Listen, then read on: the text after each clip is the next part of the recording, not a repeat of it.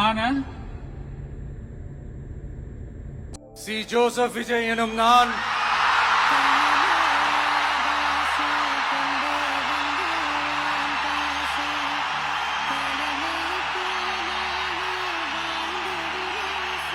சட்டப்படி அமைக்கப்பெற்ற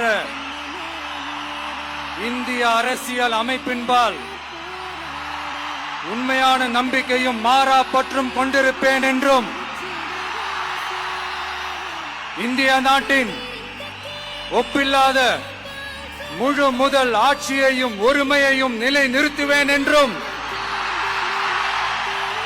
தமிழ்நாட்டு அரசின் முதலமைச்சராக உண்மையாகவும் உளச்சான்றின்படியும் என் கடமைகளை நிறைவேற்றுவேன் என்றும்